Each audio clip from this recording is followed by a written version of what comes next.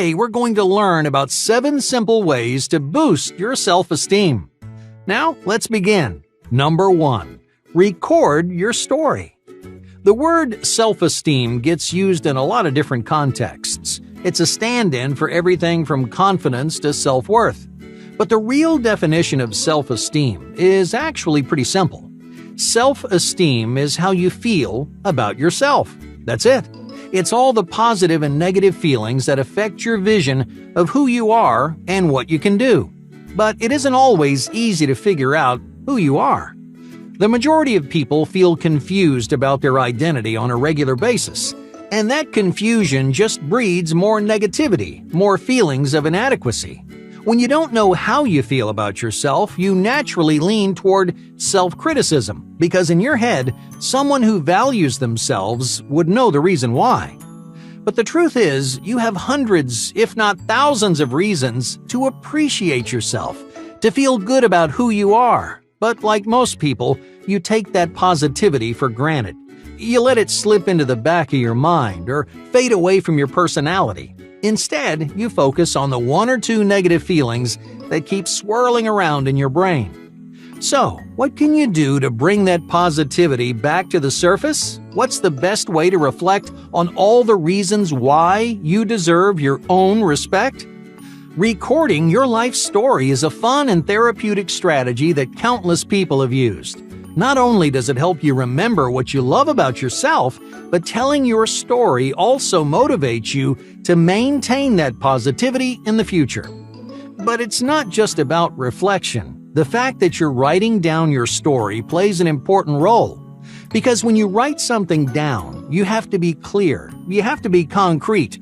You're forcing yourself to be specific about who you are. So, if you're feeling confused, telling your story can give you the clarity that you're looking for. Number 2. A point of pride.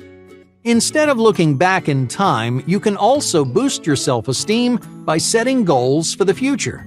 Okay, just imagine you're an aspiring author, but you've never actually written a book before. You've written plenty of short stories, but you've always been too scared to try something bigger. Maybe you're worried you're going to fail, or you're just feeling overwhelmed and you don't have enough faith in yourself to take on the challenge. How can you build the self-esteem you need to accomplish your dreams? Try setting something called a point of pride. A point of pride is one specific goal that you accomplish in order to prove something to yourself. Going back to our previous example, your point of pride might be to write 1 chapter. Because if you can write 1 chapter, that means you can write another, and another, until you've finished your entire book. By creating and achieving your point of pride, you're giving yourself a consistent source of motivation, and more importantly, a source of self-esteem. By taking this small step, you'll discover a genuine confidence in yourself. Your ultimate goals will finally feel like something you can realistically accomplish.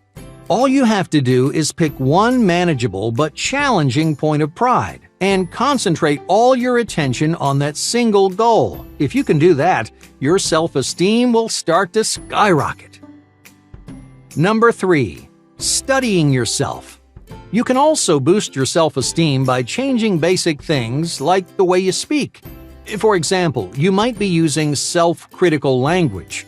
You undercut your own success, you belittle your own accomplishments, and you overrate the value of the people around you. The problem is, you probably don't even realize that you're doing it. It's become almost automatic for you. So how do you change something that you don't even think about? Try studying the way you speak. Every time you undermine your own achievements, go ahead and write it down. That way you can focus your attention on your harmful language and gradually change it for the better. You may not notice a difference at first, but over time, this simple strategy will have a huge impact on your self-esteem. Number 4. Practice self-compassion. One of the hardest things of building self-esteem is learning how to forgive your own mistakes. You want to be perfect, you want to be respected and successful, so whenever that doesn't happen, you either pretend that nothing happened or you become your own worst enemy. You criticize yourself, and you hold a grudge. But both of these approaches have the same fundamental problem. They're focused on preserving the good. You're trying to maintain this fragile image of yourself. You expect to be that perfect, successful person, so you react negatively every time that doesn't happen. You either ignore your mistakes or you tear yourself down, and slowly but surely, you chip away at your self-esteem. So, what should you do instead? The real secret behind your self-esteem has nothing to do with preserving the good. It's about forgiving the bad. You'll spend the rest of your life making mistakes. We all do. There's just no way around it. So before you can believe in yourself, you have to learn to live with those failures. Little by little, you can boost your self-esteem by actively forgiving yourself. Each time you say something stupid or make a careless error, just take a minute to acknowledge what you did wrong, and then, no matter what, cut yourself some slack. Number 5. Revisit your past. Have you always struggled with low self-esteem? Or can you remember a time in your life where self-esteem was the last thing on your mind? Many people go through highs and lows throughout their life. They start accomplishing their goals and developing healthy habits, so they feel positive and confident, until some kind of failure knocks them down a peg. If you're stuck in one of those valleys, you can use this easy trick to climb your way back out. Think back to the happiest time in your life. When were you the most motivated? When did you love yourself the most? It really doesn't matter if it was last week, last year, or even decades ago. Reflect on that point in your life and ask yourself this important question. How did you climb to the top of that mountain? What about that period of your life stands out the most? Maybe you were excelling at work, or you might have had an amazing group of friends. Oftentimes, by reflecting on our past, we learn new things about what makes us happy. For example, many people like to say they're career-oriented. They focus all their time and energy on work, but their job consistently makes them feel inadequate or insecure. So they think back to their happiest moments, and they realize something that changes their life. They feel the best about themselves when they're helping others, not when they're concentrating on their career. My point here is, if you're struggling with self-esteem, revisiting your past is a simple and rewarding way to turn your mentality around, and you might just discover something new about yourself in the process. Number 6. Go your own way. People want to fit in. Whether you're 15 years old or 50, you might think about your social standing more than you'd like to admit.